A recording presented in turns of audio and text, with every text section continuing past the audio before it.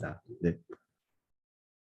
여기 이제 줌이 시작되는 요걸로 이제 아마 유튜브에 영상을 같이 갈 것 같고요. 여러분들과 함께는 오늘 요한일서 2장 아까 임명수 성도님 읽어주신 부분 2장과 3장 부분을 한 호흡으로 같이 나눠보도록 하겠습니다.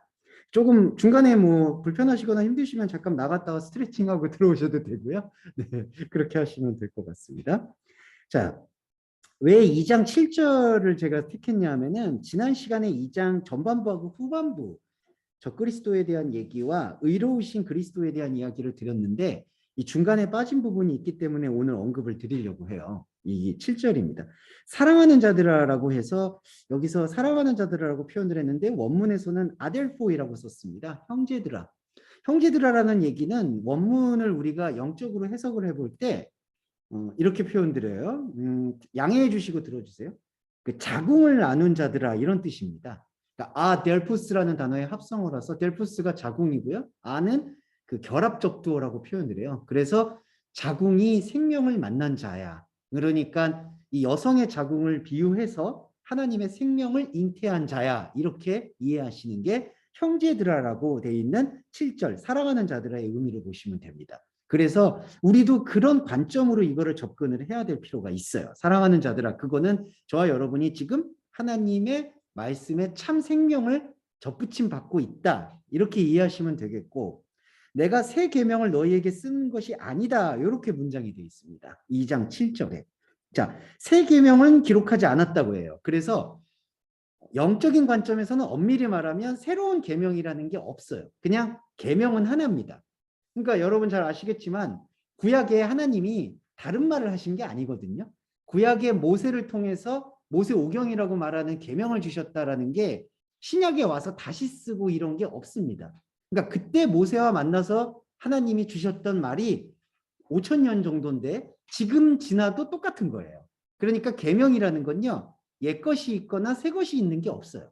이렇게 이해해 주시면 되겠습니다. 근데 단지 우리 인간이 새롭고자 하는 욕망, 그러니까 하나님의 새로움과는 다르게요. 인간이 인간의 시간에 매여서 매번 새롭고자 하는 욕망이 계명을 새로운 게 있다라고 계속 만들어내는 거예요. 그래서 새로운 계명이라는 거는 인간의 차원에서는 없다.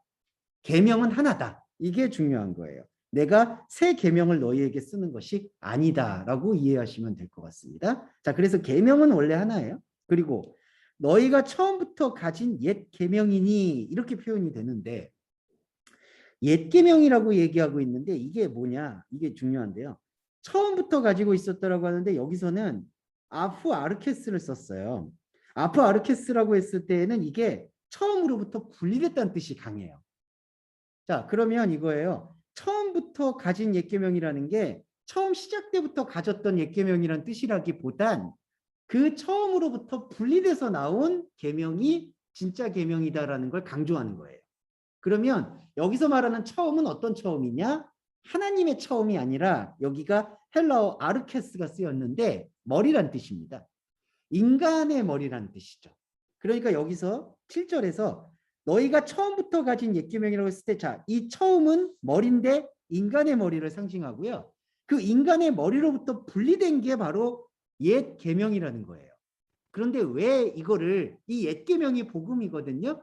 근데 여기서는 왜 옛 계명이라고 표현을 할까요? 이게 옛날 것으로 보이는 우리 육신의 안목 때문에 그래요. 그러니까 이거는 옛날 계명이 아니거든요. 그런데 이거를 그냥 옛 계명이라고 생각하는 것. 왜 그럴까요? 자, 옛 계명과 새 계명에 있어서 인간의 욕망은요. 옛 계명은 아무것도 안 하는 거고요. 새 계명은 뭔가를 시도하고 행함으로써 이 계명을 계명답게 만들었다라고 믿는 거예요. 이해되시죠? 그러니까 인간에게 생각의 옛 계명과 새 계명은 옛 계명은 실천하지 않는 계명, 그냥 굳어 있는 계명. 새 계명은 내가 몸을 쓰고 움직이고 지키는 계명, 실천하는 계명으로 이해를 한다는 거예요. 그런데 하나님 말씀의 차원에서는 옛 계명과 새 계명이라고 인식하는 이게 바로 인간의 생각인 거고 인간의 생각을 내려놓을 때 아무것도 하지 않는 계명. 그러니까 이거죠. 우리 안에 우리가 말씀 예배를 드릴 때 하는 고백은 내 안에 하나님이 계시지 못하다는 것을 고백하는 행위가 본질이잖아요. 그 본질을 행하는 자에게는 인간적인 행함이 아무 유익이 없다는 것을 고백할 수밖에 없어요. 인간의 인생을 하나님께 영광 돌릴 수 없다는 걸 알아요. 그래서 옛 계명이 진짜 계명이다라는 것을 인지하는 거예요. 정리를 해보면요, 이게 약간 복잡할 수 있는데, 너희가 처음부터 자 인간의 아르케 머리로부터 분리돼서 나온 그 옛 계명이 진짜 계명이다. 근데 그걸 왜 옛 계명이라고 생각했냐 하면은 바로 인간의 생각에서는 새로운 계명의 반대로 생각해 왔다라는 거예요. 그래서 여기 보시면 7절에 이 옛 계명은 너희에게 들은 바 말씀이거니와 이렇게 표현을 하는 겁니다. 자, 잘 들어주세요. 7절에 지금 옛 계명이 등장했잖아요. 자, 옛 계명입니다. 근데 원래 옛 계명이 하나님 말씀이에요. 근데 이거를 사람이 지금 옛 계명이라고 생각하고 있는 거예요. 새 계명의 반대로. 그래서 이거를 다시 완전히 풀어내는 게 8절이에요. 다시 내가 너희에게 새 계명을 쓴다라고 해요. 복잡하지만 간단해요. 처음에 7절에서 내가 새 계명을 너희에게 쓰는 것이 아니다라고 했을 때 그때 새 계명은 옛 것과 새 것을 인간의 시간과 인간의 생각 속에서 판단한 새 계명. 그러니까 사람들이 항상 그런 게 있죠. 과거를 세탁하고 싶은 거. 그러니까 옛 것은 지나갔으니 보라 새 것이 되었도다. 성품이나 삶이나 인생에서 새로운 삶이 되었다라고 보는 그런 태도는 옛 것을 청산했다라고 믿는, 근데 청산이 안 된 거예요. 묶여 있는 거예요. 옛 것에게 묶여 있는 새 계명이 7절이에요. 그래서 옛 것에게 묶여 있는 새 계명은 내가 쓴 적이 없다. 복음은 그렇게 얘기하지 않았다. 그래서 새롭다는 개념, 인간 생각에서 새롭다는 계명을 먼저 걷어내요. 그러면 옛 계명이 남아요. 그러면 옛 계명은 뭐였죠? 새 계명은 뭔가를 실천하고 성취한 결과인데 결과가 지금 사라지고 그냥 행하지 않는 굳어있는 것만 남았다고 생각을 하는 거예요. 그런데 하나님의 복음을 들은 요한이 8절에서 내가 다시 너희에게 새 계명을 쓴다라고 얘기하는 건, 자, 인간 생각에서의 새로움은 사라졌죠? 그러면 굳어있는 옛것이 남았죠? 근데 하나님께서 우리에게 말씀을 다시 보여주셔서 이게 굳어있는 게 아니라 이게 영원부터 영원까지 너희와 함께 있을 살아있는 복음이다. 그거를 설명해 주시는 게 8절에 다시 너희에게 새 계명을 썼다라고 보시면 되겠어요. 네. 제가 설명을 잘 드리면 좋은데 이게 갑자기 새로운 게 뭐 처음에는 새로웠다가 나중에 또 뭐 이렇게 바뀌는 것 같은데 간단한데 이런 원리들을 우리가 잘 파악을 해내야지 말씀을 구별하듯 볼 수가 있습니다. 자, 이 관점에서 8절을 보면은 너희에게 참된 것이다 라는 게 있어요. 참되다라는 게 진리인데 진리라는 것은 하나님 앞에서 감출 게 없어진 상태입니다. 근데 여기서 이제 영적 전쟁이 일어나는 건 하나님 앞에서 감출 게 없어질 때 뭐가 폭로가 되냐 하면 하나님과 등을 돌린 상태, 곧 적그리스도 상태에서 계속해서 행했던 내 욕망과 내 의지가 이것과 어울리지가 않는 거예요. 하나님 앞에서 드러난 진리를 발견한 나와 계속해서 인간의 생각과 연루되어서 그게 마치 하나님 뜻인 것처럼 행했던 내가 계속 충돌을 해요. 여러분 말씀 보실 때도 생활을 할 때도 이거 충돌되는 거는 비일비재하게 발견하실 수가 있어요. 왜냐하면 아무것도 하지 않는 나, 복음의 나와 아무것도 하지 않는 것에 대해서 불안해하고 무언가를 해서 거기에서 의미를 더 씌우려고 하는, 실천하려고 하는 나 사이에 끊임없는 투쟁이 생깁니다. 그 투쟁이 바로 진리 상태예요. 왜 그걸 진리 상태라고 얘기하냐면은 이런 투쟁을 벌이는 것 자체는 복이에요. 아무것도 아닌 영적인 나와 뭔가를 해서 채우려고 하는 나를 일단 자각을 했잖아요. 그러니까 생각을 했잖아요. 그러면 이거는 복음이에요. 왜냐하면 이걸 알아봤으니까. 영적 자아와 내 육적 자아가 싸우는 거구나. 로마서를 말씀을 빌리면 내 안에 법을 사랑하는 나와 그리고 법을 또 미워하는 내가 우겨 싼다. 오호라 곤고한 몸이다. 그거 나오는 것 자체가 복음이에요. 근데 우리가 인간적으로 사로잡혀 있으면은 아예 이 싸움이 없고 영적인 자아는 죽어 있고 육적인 자아 속에서 더 좋은 것과 더 나쁜 걸로 자꾸 나눈다는 거예요. 이거 이해되시죠? 그러니까 육적인 자아 속에서 마귀가 나오는 거예요. 그러니까 영적인 자아와 육적인 자아가 부딪힐 때에는 이건 복음이고요. 이거야말로 영적 전쟁인데 이 영적 전쟁을 착각하고 있는 건 영적인 자아는 아예 관심이 없고 육적인 자아 안에서 더 힘이 세거나 더 윤리적인 육적 자아, 더 부족한 육적자 이렇게 나누어서 싸우는 게 인간에게 잘못 더 씌워진 종교성이에요. 그래서 제가 왜 그 말씀을 드렸냐면 여기 8절에 어두움이 지나가고 참 빛이 비추었다라고 얘기합니다. 근데 여기서 빛과 어두움이 이런 상호적인 게 아니라는 걸 우리가 인지할 필요가 있죠. 그러니까 자, 영적 자와 육적 자가 부딪히는 그 상황이 진짜 영적 전쟁인데 그래서 이게 복음이에요. 그래서 저와 여러분은 언제까지 이걸 할까요? 육신의 옷을 벗을 때까지는 이걸 계속 하시는 거예요. 사실은 부딪혀 줘야 돼요. 그리고 이게 복음이니까 이건 힘든 게 아닙니다. 그런데 영적인 자에 대해서 말씀 해석이 없고 육적인 자가 계속 움직이게 되면은 육적인 자 안에서 이게 나와요. 빛과 어두움이. 네, 그렇죠. 아까 더 윤리적인 나, 더 도덕적이지 못한 나, 이 둘 사이에서 그러면 더 윤리적인 나가 비치고 더 못된 나가 어두움이 되는 거예요. 그런데 요한일서에서 말하는 참 빛은 이 빛과 어두움이 아니라 영적 자아를 비추는 게 바로 알레데야 포스, 참빛이라는 거예요. 네, 그러면 어떻게 될까요? 육적 자아 안에서 서로 높낮이를 나눠서 했던 빛과 어두움은 둘 다 어둠인 거예요. 네, 이렇게 정리를 해야 됩니다. 근데 이게 정리가 안 되면 이 요한일서에서 참 빛이 비추었다라는 것은 어두움을 몰아내기 위한 도구로서 빛이라고 생각을 할 수가 있어요. 근데 그게 아니에요. 왜냐하면 어두움을 몰아내려고 한다는 건 어두움이 있다는 것을 인식하는 거잖아요. 그러면 이미 어두움이 있다는 걸 인식한 빛은 어두움인 거예요. 예, 그러니까 빛과 어두움의 싸움이 아니고요. 이건 어떤 싸움이냐? 진짜 빛과 진짜 빛이 아닌 빛과 어두움과 싸운다고 보시면 될 거예요. 네, 정확합니다. 그러니까 육적 자아는 빛과 어두움을 나누는 싸움이고 영적 자아는 빛과 어두움과 아예 상관없이 영원부터 함께했던 말씀의 빛과 교제하는 참빛이고 그게 차이라고 보시면 되겠습니다. 자, 그래서 9절이 나왔어요. 빛 가운데 있다 하여 이때 빛은 참빛이에요. 그러니까 요 빛과 어두움이 아니라 그냥 절대적인 빛이에요. 절대적인 빛 가운데 있다 하며 형제를 미워한다라는 거는 미움이 뭐냐 하면요.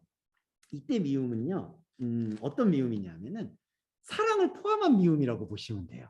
예, 이때 미움. 자, 9절에서의 형제를 미워한다. 이때 왜 미워하느냐? 미워하는 이유가 뭐냐면 뭔가 아쉬운 거죠. 그러니까 자, 성도님이나 저나 이 영적 자아를 보지 못할 때는 항상 이게 생겨요. 더 좋은 나와 더 안 좋은 나. 그리고 더 뛰어난 나와 더 부족한 나. 자꾸 이렇게 보면서 삶을 살아가게 돼요. 이게 인간의 삶이죠. 왜냐? 인간이 살아가는 모습이 뭐죠? 현대인도 그렇지만 자꾸 과거에 안 좋은 거를 타산지석 삼아서 계속 미래를 향해서 내 현재를 갈고 닦는 게 인생이에요. 근데 그게 다 뭘까요? 미움과 사랑이에요. 이때 사랑은 진실된 사랑이 아니고 영적 사랑이 아니고 미움의 상대인 사랑. 그러니까 여기서 형제를 미워한다는 걸요. 크게 보면은 형제를 다그치든 타이르든 내 안에 있는 부족한 거를 자기 노력으로 뭔가 커버해서 그거를 성취해서 더 나아가면 하나님께 제물을 드리려고 하는 마음이 형제를 미워하는 마음이다. 네. 그러면 이거는 빛 가운데 있는 게 아니라는 거죠. 그러니까 우리가 말씀을 투사해서 봤을 때 이제 분별해야 될 게 뭘까요? 아, 이게 빛과 어둠의 전쟁을 하는 게 아니구나. 오히려 빛과 어둠의 전쟁을 한다고 생각하는 내 자체. 예전에 우리가 성경 읽을 때 참 그런 태도가 있지 않습니까? 종말이 임박했으니까 마귀와 사탄의 공격을 방해를 막기 위해서 기도 부대가 되어야 된다. 24시간 기도의 불이 꺼지지 말아야 된다. 계속해서 율법으로부터 벗어나기 위해서. 근데 더 율법이 되는 거죠. 더 철저한 경건 생활을 해야 된다. 이런 게 안타깝지만 9절에 형제를 미워하는 게 되는 거예요. 왜냐하면은 경건 생활을 한다, 기도 생활을 한다, 영적 전쟁을 벌인다. 이게 모두 빛과 어둠의 전쟁이다 인식하면 지금 대상을 보는 싸움이거든요. 그러면 대상을 보면은 그거는 미워 안 할 수가 없어요. 그렇죠? 그래서 9절에 형제를 미워한다는 거는 바로 참 빛을 보지 않고 빛과 어두움 속에서 계속해서 어두움을 지워나가려고 노력하는 행위, 그게 형제를 미워하는 거고 그 사람은 참 빛을 본 사람이 아닌 거예요. 그리고 단호하게 말씀드리면, 타협 없이 말씀드리면 성경의 말씀에서 이러한 원리를 추출해서 이해하고 묵상하지 않으면 그거는 죄송하지만 전부 형제를 미워하는 상태인 거예요. 네, 이거는 뭐 어떻게 뭐 이렇게 좋게 말할 수 있는 여지는 없는 것 같아요.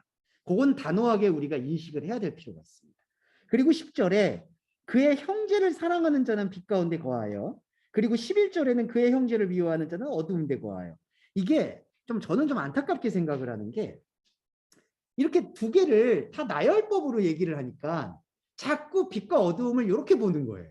그러니까 하나는 미워하면 하나는 사랑하면 이렇게 되니까 미워하지 말고 사랑해야 되겠네 이렇게 되는데, 그게 아니라 아까 빛과 어두움과 빛이 이렇게 나눠지듯이 미워한다는 것 안에 인간의 사랑은 포함되어 있는 거예요. 미워하고 사랑하고. 그러면 10절의 형제를 사랑하는 건 어떤 영역일까요? 아까 참 빛의 영역과 같은 거예요. 그러니까 여기서는 미움과 사랑이 붙어 있는 거고요. 여기서는 사랑만 있는 거예요. 그런데 사랑만 있는 거에 대해서 우리의 영적인 감각은 사실은 영적인 감각 이외에 육적인 감각은 아주 미세해요. 효과가. 무슨 말씀이냐면은 미워하고 사랑하잖아요. 미워하고 사랑할 때 사람은 힘을 얻어요. 참 아이러니한데. 네. 이때 미움이라는 게 어떤 뭐 용기, 동기부여 여러 가지예요. 아, 내가 열심히 기도해야지. 내가 저 사람 사랑해야지. 그것도 죄송한데 미움이에요. 영역이. 그러니까 자꾸 그 동력들을. 근데 요 하나님의 사랑의 영역에서는요. 아까 말씀드렸듯이 인간적인 안목에서 아무것도 하는 게 없잖아요. 그러니까 동력이 안 생기는 거예요. 그러니까 미움의 동력으로 지금까지 인간은 원죄 속에서 미움을 동력 삼아서 그 미움의 힘으로 사랑을 했는데 많이 들어보셨죠? 우리 트로트 가사 같은 것도 미워하지만은 사랑한다. 뭐 님이라는 글자에다가 뭐 남자 붙인다. 갑자기 왜 그런 게 생각이 날까? 이 방송의 폐예요, 이게. 예, 그렇죠? 그러니까 그게 미움이 동력이 돼서 사랑을 했는데, 그게 아니라 하나님의 사랑은 그런 동력이 없는 상태에서 보는 사랑이에요. 그래서 이게 입문하기가 어렵고 힘들고 이게 감각이 안 보이니까 쉽게 못 다가가는 거예요. 그런데 말씀이 그걸 하는 거예요. 그러니까 말씀이 동력을 주는 거예요. 여기서는 말씀이 아닌 인간의 노력이라고 할 수 있는 미움이 사랑을 만들어냈는데, 여기서는 말씀의 흐름 자체가 송이꿀보다 달다고 해서 말씀 자체가 하나님을 보여주고 말씀 자체가 내가 하나님을 사랑하고 있다라는 것을 입증해주는 영적인 순환계. 이른바 이제 우리가 호흡을 할 때도 호흡이 있고 순환을 하고 장기가 돌잖아요. 이게 바로 피가 돈다, 순환을 한다라고 보시면 돼요. 그러니까 형제를 사랑하는 거는 인간이 갖고 있는 여러 안목의 동력을 삼지 않는다. 오직 말씀이 말씀으로 사랑하게 한다. 이거를 정확하게 인지를 할 때 우리가 그리스도인으로서 버텨낼 수가 있는 거예요. 안 그러면요, 또 이거죠. 그러니까 우리가 말씀 예배를 드릴 때 계속 말씀을 여기서 봐야 되는데, 그래서 감히 말씀드리면 저희가 지금 여기서 계속 이걸 클러스터라고 하거든요. 계속 돌리고 움직이는 거예요. 근데 이게 감각이 처음에 안 느껴진다고 해서 말씀을 여기다가 적용을 해버리면 어떻게 될까요? 이것도 아니고 저것도 아닌 게 되는 거예요. 그래서 저희가 한번 하나님의 말씀의 흐름을 제대로 짚는다면 계속해서 말씀이 말씀을 사랑하게 하고 말씀이 말씀을 말하게 하는 그 상태로 전환될 필요가 있다. 그게 바로 10절의 형제를 사랑하는 겁니다.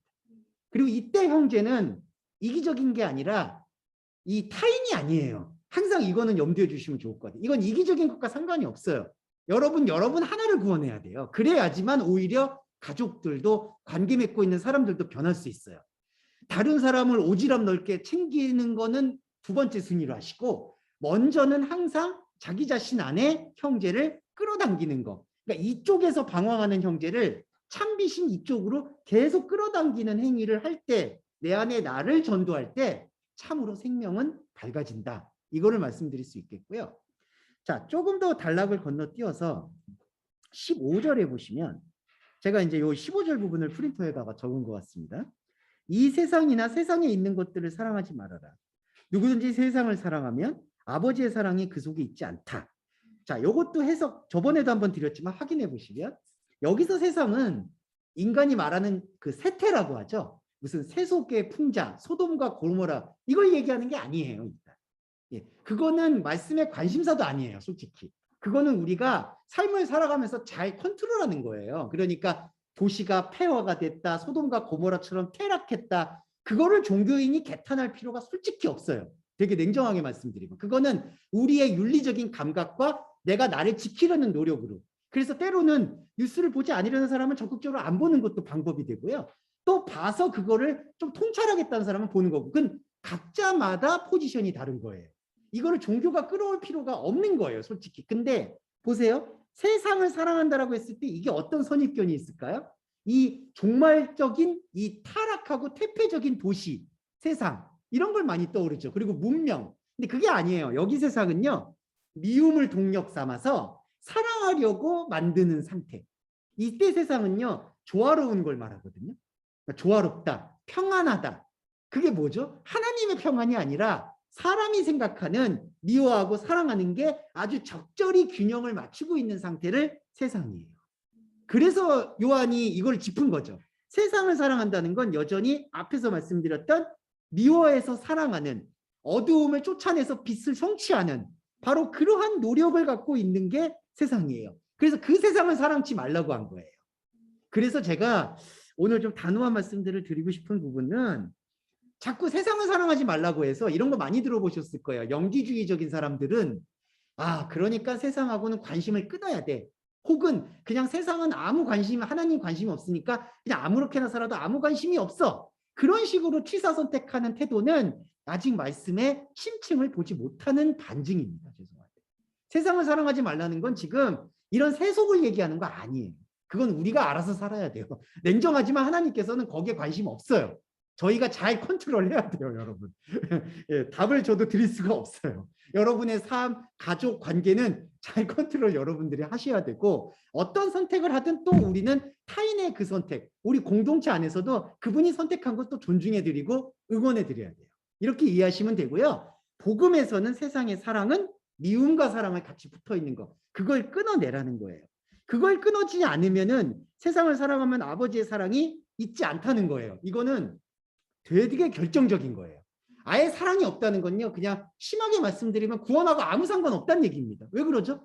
사랑이 없으면 하나님이 우리를 못 알아보거든요. 하나님이 우리를 못 알아보면 그냥 끝이에요. 죄송한데. 그러니까 인간적인 마음으로 아무리 저 사랑했습니다, 뭐 했습니다, 열심히 했습니다, 아무 소용이 없는 거예요, 진짜.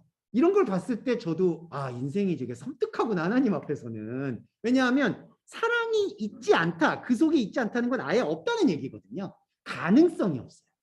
그래서 우리가 말씀을 볼 때에는 철저하게 분리를 하고 인식을 할 필요가 있다는 것을 말씀드렸어요. 세상을 사랑하면 아버지의 사랑은 그 안에 없다. 네, 이걸 말씀드렸고요.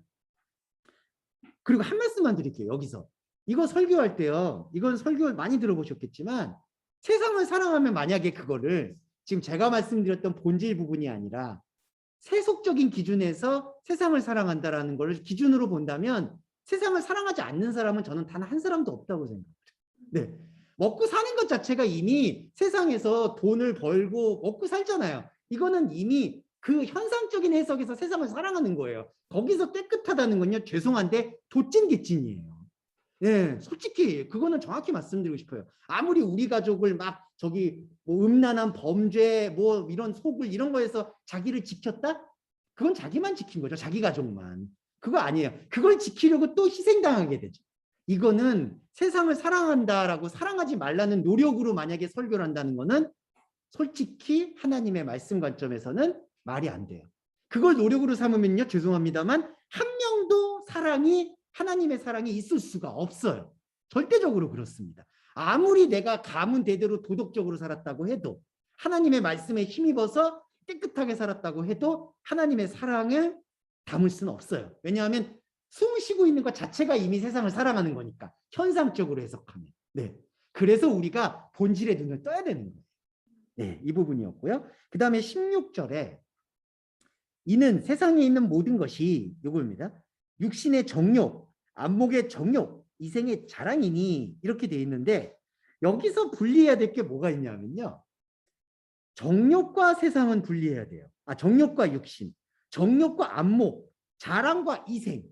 이거 왜 분리라고 말씀드렸냐면요, 자, 이거를 죄송하지만 싸잡아서 볼까요? 그러면 육신의 정욕, 안목의 정욕, 이생의 자랑은 다 나쁜 것으로 읽혀요.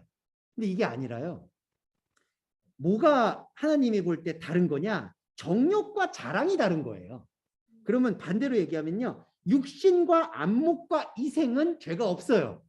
이건 정확하게 말씀드릴게요. 자, 육신이 죄가 있나요? 죄가 아니에요. 이거는 그냥 오욕칠정이에요. 인간의 본능입니다. 이건 죄가 아니에요. 자, 그리고 안목이라는 건 저하고 성도님이 다 눈 떠서 보죠. 보고 느끼죠. 그리고 사람이 학습된 게 아니더라도 아름다운 거 보면 좋고 들의 꽃 보면 좋고 안목은 죄가 없어요.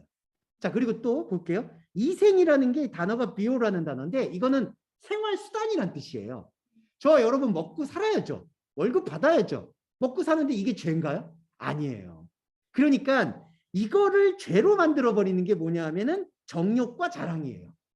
정욕과 자랑이 뭘까요? 이게 종교적인 거예요. 아시겠지만. 이때 정욕은 이거를 통해서 하나님께 영광을 돌려야지라는 생각이에요. 우리 안에 그건 되게 많아요. 그러면 억울해 하시는 게 그럼 교회 안 다니면 되겠네요. 교회 안 다니는 사람 무신론자도요. 자기가 섬기는 신령이 신이잖아요. 그걸로 살잖아요. 그것도 정욕이에요. 그러니까. 네. 그러니까 여기 보시면 세상을 사랑하는 것에서 벗어나는 길이 뭘까? 말씀으로 내가 뭔가를 행하는 게 아니라 이거를 인지하시는 거예요. 아, 육신과 안목과 이생은 잘못된 게 아니다. 그냥 내가 지금 사는 거다. 그러니까 저 여러분이 지금 그냥 최선을 다해서 사시는 거예요. 문제는 그거를 지배하고 있는 정욕과 자랑, 자랑이라는 게 입증이거든요. 그러니까 그 정욕과 자랑으로 내가 세상의 육신과 안목과 이생을 사는 게 아니다. 이거를 구별하는 걸 인식하는 게 중요한 거예요. 그래야지 우리가 세상을 사랑하지 않을 수 있어요. 그런데 그걸 인식하려면은 그리고 그 인식을 지속하려면 어떻게 해야 되냐? 예배가 필요한 거예요. 그러니까 진짜 예배. 말씀이 말씀을 말할 수 있도록 내 안에 영적 자아가 살아 숨쉬게 심폐소생술을 하면 그걸로 인해서 우리는 세상을 사랑하지 않게 되는 하나님의 지점을 확보한다. 이게 천국을 확보하는 하나님의 천국이 침노하는 자의 것이다라는 그 의미로 이해하시면 되겠습니다. 네. 그래서 제가 이걸 좀 철저하게 말씀드리는 거는 영지주의가 됐든 경건주의가 됐든 모든 게 다 이걸 싸잡아서 봐요. 그러니까 육신의 정욕. 그러니까 육신이 정욕 덩어리라고 봐요. 안 그래요, 이게. 이걸 좀 자연스럽게 분리를 해야 돼요. 육신은 그냥 먹고 마시고 기쁠 때 기쁘고 슬플 때 슬프고 이거예요. 육신은 육신 그대로 내버려 두는 게 오히려 복음이에요. 이생도 마찬가지예요. 어떤 분은 욕심 많다 안 많다 이렇게 판단할 수 있는 기준은 없어요, 여러분. 각자에게 그거는 판단을 내려놔야 돼요. 그리고 혹시라도 그런 것들이 나의 하나님 말씀을 보는 시간을 가로막는다. 그러니까 이를테면 돈을 벌려는 시간들이 너무 많아져서 하나님의 말씀과 교제할 수 있는 시간들이 줄어든다. 그러면 그 개인이 그거를 컨트롤을 하시는 거죠. 그러니까 돈을 많이 벌려는 시간이 하나님 볼 때 욕심이야. 이게 아니라는 거예요. 이거 이해되시죠? 그러니까 그 시간들이 하나님 말씀 보는 시간을 갉아먹는 것이 안타까워서 그 시간을 줄이는 거지. 그 돈을 벌려는 게 욕심이야. 잘못된 거야. 이걸 얘기해서 그걸 다 버리고 하나님의 품에 들어왔어. 그건 자기 희망밖에 안 되는 거예요. 하나님이 언제 그러라고 시킨 게 아니라는 거죠. 요거는 조금 정확히 말씀드리고 싶었습니다. 네. 자, 이게 한 호흡으로 말씀드리니까 조금 송구하긴 한데 이게 또 이렇게 한 번 들으시는 게 또 리듬이 있을 수도 있었어요. 잘 한번 또 보겠습니다. 네, 이게 바울도 매력적인데, 그러니까 바울의 말씀도 참 매력적인데 바울의 말씀은 좀 뭐랄까 약간 학문적이고요, 약간 논문 형태고요. 이 요한이 쓰는 글들 있죠. 요한복음, 요한 1, 2, 3서 그리고 요한계시록 이거는 상당히 우리한테 좀 이렇게 잘 와닿더라고요. 저도 좀 그건 느끼겠어요. 근데 이제 그렇다고 해서 제가 바울에 대한 사랑이 식은 거냐? 그건 아닌 게 그 바울의 베이스가 있으니까 이 요한이나 이런 것들도 좀 제대로 들리는 것 같아요. 안 그러면은 아까도 말씀드렸지만 형제를 미워하면은 그 안에 없고 형제를 이게 이렇게 두 개가 같이 있다 보니까 자꾸 형제 미워하지 마. 자꾸 그걸로 지금 가는 것 같아요. 근데 여러분 그건 아니에요. 그냥 사람을 미워할 수 있죠, 당연히. 네. 근데 이제 미움이 자기를 좀 힘들게 만드니까 털어내는 거지. 나 형제 미워했어. 이거 하나님이 싫어하셔. 이렇게 생각 안 하셨으면 좋겠어요. 네. 그거는 여러분을 더 힘들게 합니다. 왜냐하면 사람마다 미워 죽겠는데 그 미움을 표현을 안 하면은 사람이 이게 스트레스가 쌓이고 썩거든요. 근데 자꾸 그걸 뭐 복음의 능력으로 미움을 이겨낸다. 그건 아닙니다. 네, 그거는 꼭 분리를 하셨으면 좋겠다는 말씀 드렸어요. 자, 그리고 3장으로 넘어가서 이거 중요한 부분인데 오늘 좀 포인트가 되는 거 집중해서 말씀드리고 마무리하겠습니다. 죄를 짓는 자마다 불법을 행하나니 죄는 불법이다. 이렇게 얘기하는데 이게 불법이라고 얘기하는 걸 잘 들여다보셔야 되는 게 이제 법이 있는데 법을 안 지킨 걸 불법이라고 얘기하는 게 본질적 해석은 아니라고 봤어요. 그러니까 이거죠. 법을 지켜야 하는 거는 알아. 어떤 법인지 알아. 근데 나는 못 지켰어. 안 지켰어. 그걸 우리는 헌법이나 법상에서 불법이라고 보잖아요. 그러니까 법이 주어져 있고 법을 사람들이 다 인지했는데 인지했음에도 불구하고 세상의 욕심이나 이생의 안목 때문에 못 지킨 거. 그걸 불법이라고 보거든요. 근데 여기 요한일서에서 죄를 짓는 자마다 불법은 뭐냐 하면은 법에 대한 감각이 없는 상태를 뜻해요. 아노모스. 그러니까 법이 무슨 건지 모르는 거예요, 이게. 지금 죄송한데 속된 표현으로 이게 똥인지 오줌인지 모르는 상태. 그러니까 이 노모스가 뭔지, 이 법이 뭔지, 그러니까 하나님의 법이 뭔지를 아예 모르는 상태가 불법인 거예요. 자, 불의와 불법이라는 게 같은 의미인데 의가 뭔지 모르는 상태. 한 번도 경험을 못한 거. 그리고 불법도 진짜 법이 뭔지 모르는 상태. 그래서 죄를 행한 자가 불법이라는 거는 뭐냐 하면은 바로 저희가 사직 커리큘럼 때도 말씀드렸지만 하나님의 깊은 것을 전혀 모르는 상태. 이게 불법이라는 거예요. 그러니까 법을 알았는데 법을 못 지키는 게 불법이 아니라 지켜야 될 게 뭔지 아예 모르는 상태. 그러면 진짜 본질적으로 지켜야 하는 걸 알게 되면 어떻게 되죠? 아까 하나님 사랑으로 넘어가는 거죠. 율법 때도요, 구약 때도 하나님 사랑으로 넘어가면요, 아론의 제사가 있을 이유가 없어요. 나중에 그러면 그거는 자연스럽게 향으로 도태가 되는 거고요. 제사의 형식이 남는 게 아니라 제사하는 그 시간, 카이로스의 시간만 남는 거예요. 원래 그게 하나님이 모세에게 주셨던 뜻이에요. 그게 십계명의 본질인데 그 본질은 오간데 없고 그 본질에 대한 법 해석이 없으니까 그냥 자꾸 사람이 볼 때 좋아 보이는, 사람이 볼 때 이렇게 하면 하나님이 좋아하실 거야라는 613가지 법만 남은 거예요. 그거는 사실 율법이라고 말할 수도 없는 법도 아닌 거예요. 그래서 여기 보시면 죄를 행한 자는 불법이다. 죄는 불법이다라는 거는 법을 알고 안 지켰다는 게 아니라 아예 법을 모르는 상태. 그래서 5절에서 그가 우리 죄를 없이 하려고 라고 되어 있는데요. 이게 뭐냐 하면은 죄를 들어 올린다는 뜻이에요. 이게 이제 아레 하마르티아. 죄를 들어 올린다. 자, 이게 되게 중요한데 없앤다라는 의미가 이 본질 뜻이 아니라요. 죄를 들어 올린다는 건요. 수면 아래 가라앉았던 죄를 이렇게 올린다는 거예요. 그러니까 죄를 보여준다는 얘기가 되는 거예요. 여기 보세요. 그가 우리 죄를 보여주시려고 나타내신 바 되었으니 그에게는 죄가 없느니라. 이게 되게 묘하고 감사한 게, 자, 죄를 봤죠. 그러면 죄가 없어져요. 이게 무슨 죄가 없어지냐면은 죄를 봤다는 건요. 죄가 더 이상 사람들이 하나님 모를 때 생각했던 죄가 아닌 거예요. 그러니까 죄를 들어 올렸잖아요. 죄를 봤잖아요. 이때 죄가 뭐냐면 하나님과 다른 걸 본 거거든요. 근데 하나님과 다른 걸 그리스도를 통해서 보게 되면요. 동시에 우리는 하나님과 하나라는 걸 알게 돼요. 그럼 이거는 죄이면서 죄가 아닌 거예요. 이거 이해되시죠? 그러니까 죄를 알았지만 죄를 사함받고 이런 개념이 아니라 죄를 알므로써 하나님을 안 거예요. 그래서 의미 있게 말씀드리면 하나님과 죄라는 의미는 생명나무 안에서 하나가 되는 거예요. 하나님과 죄가. 이거 좀 오해의 소지가 있을 수 있지만 요 단계니까 말씀드릴 수 있을 것 같죠? 자, 그래서 하나님과 죄는 하나가 돼요. 그래서 이 죄를 알면 알수록, 이 들어올린 죄를 알면 알수록 하나님과 더 깊어지는 거예요. 이때 죄는 자범죄가 아니라 하나님과 다른 걸 그리스도를 통해서 깨달아가는 죄니까. 예, 이땐 죄가 아니죠. 왜냐하면 하나님 앞에서 발견이 됐으니까. 근데 그게 발견이 안 되면은 죄가 없어지지가 않는 거예요. 어떤 죄가 안 없어질까요? 생명의 하나님의 다름을 들어올리지 않으니까 자꾸 이 바다 밑에서 자범죄만 쌓이는 거예요. 아, 내가 하나님 앞에 잘못하지 않았나, 잘했나, 선악과적 생각만 여기에서 가득 차는 거예요.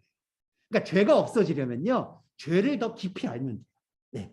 그래서 여기서는 자범죄하고는 전혀 다른 영역이다. 이거를 설명할 수가 있고요. 자, 그 안에 거하는 자마다 범죄하지 아니하나니 범죄하는 자는 보지도 못하고 알지도 못했다. 자, 이거예요. 이게 뭐냐? 말씀 안에 거하는 자는요, 죄를 아는 거예요. 죄를 아는 사람은 죄를 범하지 않는 거예요. 이거 자범죄하고 전혀 다른 거예요, 여러분.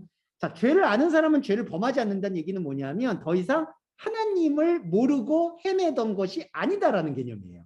여기 말하는 6절에 범죄하지 않는다는 건 하나님을 못 알아보고 헤매지 않는다는 뜻이에요. 이제는 하나님을 정확히 알아보고 더듬 하나님과 더 깊은 교제를 나누려고 간다는 거예요. 그게 바로 그 안에 거하는 자는 죄하지 않는다, 범죄하지 않는다는 뜻이에요. 그러면 반대로 범죄는 뭐냐면요. 여기 보시면 범죄하는 자는 보지도 못하고 알지도 못했다. 이거죠. 그러니까 아까 불법인 거예요. 그러니까 전혀 하나님이 뭘 말씀하시는지 어떤 흐름인지를 알지도 못하고 보지도 못해요. 근데 왜 범죄죠? 하나님을 알지도 못하고 보지도 못하지만 사람은 본성이 있기 때문에 뭔가 하는 거예요, 자꾸. 아까도 미워하는 거 말씀드렸잖아요. 사랑하고 사람이 가만히 있으면 되는데 숨을 쉬고 있는 것 자체가 인간은 뭔가 하는 존재예요. 그러면 어떻게 되죠? 하나님을 알지도 못하고 보지도 못하면 가만히 있으면 되겠지만 가만히 못 있는 거예요. 자꾸 욕망을 따라가는 거예요. 이게 인간에게는 피할 수가 없어요. 왜 하나님이 이렇게 지으셨냐고 말하면 할 말은 없지만 그래도 하나님을 진짜 모르는 상태에서는 이게 굴레가 되는 거예요. 알지도 못하고 보지도 못하는 상태에서 계속 가는 거예요. 그래서 여기 7절에서 자녀들아 아무도 너희를 미혹하지 않게 하려라. 미혹이 뭐냐면요. 이게 안 보이는 거야. 죄를 들어올리는. 예수 그리스도가 죄를 보여주시는 건데 그 죄가 어떤 죄인지 알려고도 하지 않고 보지도 않고 그게 미혹이에요. 자꾸 그 충동. 하나님의 본질을 알려고 하지도 않고 보지도 않게 만들려는 게 바로 미혹이에요. 그래서 말씀은 그 미혹을 거두는 거예요.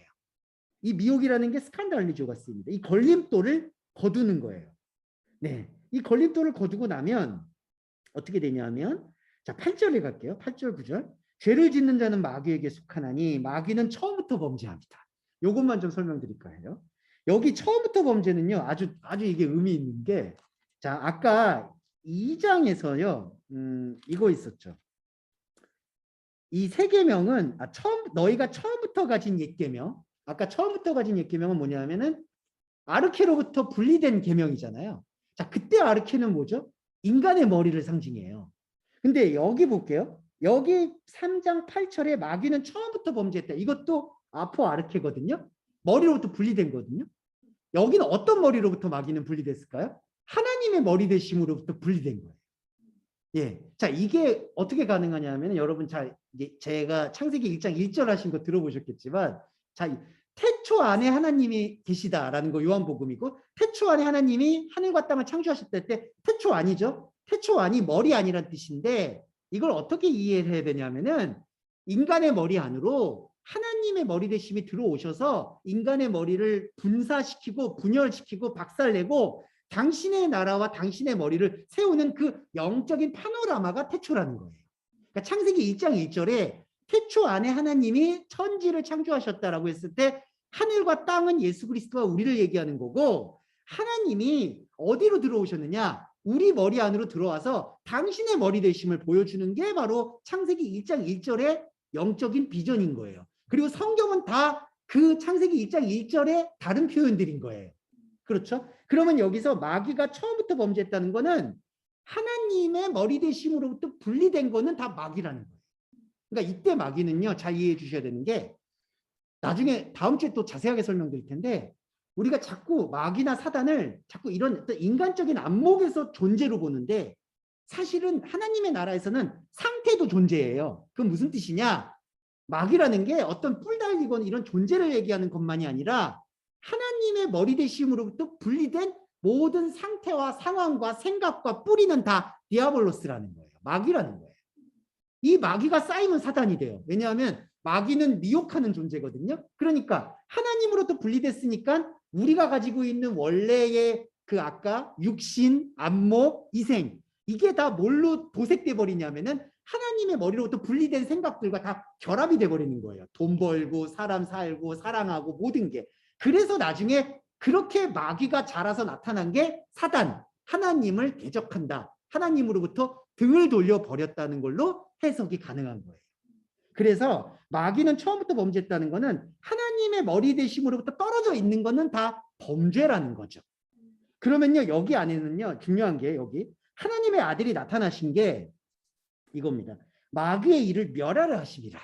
근데 이거는 다분히 인간적인 욕구가 들어가 있는 번역이에요. 왜냐하면요 마귀의 일을 멸한다라고 했을 때 이 멸한다라는 단어가 리세가 쓰였어요. 헬라어 리세. 근데 이 리세는 뭐냐면요 풀어낸다는 뜻이에요.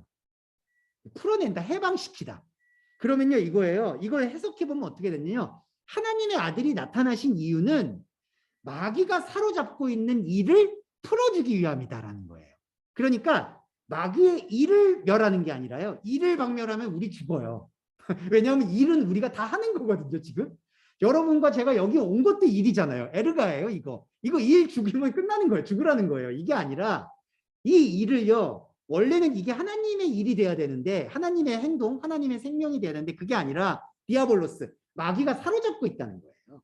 그래서 뭐냐면은 마귀로부터 사로잡혀 있는 우리의 육신, 안목, 이생을 해방시켜 주는 거예요. 하나님의 아들이 나타나는 게. 그러니까 이게 무슨 예전에 그 어떤 모모교에서 뭐 마귀 박멸 신학 이런 거 많이 들어보셨을 거예요. 마귀야 뭐 떠나가라, 뭐 마귀야 죽어라. 이런 얘기 정말 허탄한 거예요. 그런 거 이제 절대로 안 하셨으면 좋겠어요. 거기 가서 기도받는 일 없으셨으면 좋겠어요. 뭐 그냥 받으면 좋겠다고 얘기하시는 분도 있는데 전혀 위로와 도움이 안 돼요. 이게 뭐냐면은 여기서 보시면은 마귀의 일을 면했다. 여기서는 하나님으로부터 떨어져 있는 게 사로잡고 있고 그게 일이에요. 일은 잘못이 없어요. 그래서 마귀로부터 일을 분리시키는 것. 그게 바로 마귀의 일을 멸하려 하심이다라고 보시면 되겠습니다. 네. 자, 이 말씀을 두고 마지막으로 언급하고 마무리할게요. 9절에 하나님께로부터 난 자마다 죄를 짓지 아니하나니 이게 엄청난 거예요, 솔직히. 이 말씀 들으면요. 이걸 만약에 자범죄 영역으로 환원해서 해석을 하면 말이 안 됩니다. 예. 하나님께로부터 난 자는 죄를 안 짓는다? 근데 저와 여러분 죄송한데 자범죄 영역으로 들여다보면 죄 안 짓나요? 뭐 마음에 지나가는 여성만 봐도 음욕했다라고 얘기하는데 예수님이 그거 못 지키잖아요. 그런데 하나님께로부터 난 자는 죄를 짓지 않는다. 이거를 만약에 자범죄로 받아들이면 이거는 넌센스 중에 넌센스예요. 그럼 이 얘기는 뭘까요? 하나님께로부터 난 자는 죄를 짓지 않는다는 거는 하나님을 알고 눈을 뜬 사람은 하나님을 알게 되니까 하나님을 아는 죄는 품은 거죠. 하나님과 내가 다르다는 죄. 하나님과 내가 다르다는 죄를 품은 사람은 더 이상 이 다른 하나님으로부터 등을 돌린 죄를 짓지 않는다는 뜻이네요. 그러니까 단호하게 그리고 건강하게 말씀을 드리면 저와 여러분은 이생이라고 말하는 여기서는 흔히 사람들이 규정하는 죄를 지으실 수도 있습니다. 앞으로 당연히. 근데 이게 중요한 게 아니라 우리는 하나님의 차원에서의 죄를 더 깊이 알아야 되는 거예요. 하나님과 내가 다르다는 그 깨달음을. 더 깊어지면 당연히 죄를 짓지 않게 됩니다. 근데 여기서 보시면 자, 하나님의 씨가 죄를 짓지 않았는 이는 하나님의 씨가 그 속에 거하며 저도 범죄치 못하는 것은 하나님으로부터 났다. 이러므로 하나님의 자녀들과 마귀의 자녀들이 나타나나니 이렇게 표현하면서 행치 않은 자나 성질을 사랑하지 않는 자는 하나님께 속하지 않는다. 이렇게 전개가 되는 것을 우리가 확인을 해보실 수가 있겠다. 네. 그리고 죄를 짓는 자 마귀에게 속한다는 거는 하나만 말씀드리면 이거는 하나님을 알고자 하지도 않고 하나님을 모르는 상태. 그리고 죄송한데 이게 자꾸 어떤 분들은 뭐 하나님 나 알아요 이렇게 얘기하는데 간단한 문제는 아니에요. 솔직히 말씀드리면. 우리가 조금 어렵고 복잡하고 근데 다 알고 나면 허탈해도 이 예배를 통해서 우리 안에 정말 가득 차 있는 이 미움과 사랑의 이 선악과를 해체를 안 시키면은 어떻게 그걸 낭만적으로 나 하나님 알아요 라고 얘기하는 건 정말 그거야말로 성령 회방이에요. 예, 그러니까 말씀을 통해서요 우리가 주어져 있는 여건 속에서는 무조건 하나하나 다 이 엉킨 실타래를 풀어내야 돼요. 때를 얻든지 못 얻든지. 그게 여러분과 제가 하나님을 진짜 안다라고 얘기할 수 있는 기초 단계라고 보시면 되겠고요. 그 예배가 계속해서 우리 안에서 흐르게 될 때 우리는 비로소 마귀의 소속이 아니라 하나님의 씨의 소속의 생명력을 비로소 얘기할 수 있게 되는 거죠. 지금 감히 말씀드릴 수 있는 것 같아요. 네. 네, 오늘은 이렇게 요한일서 2장과 3장 부분 또 말씀드렸고요. 다음 주에 또 3장 일부분과 4장 이렇게 전개하도록 하겠습니다. 너무 감사드리고요. 기도와 주기도문으로 예배 마무리하겠습니다.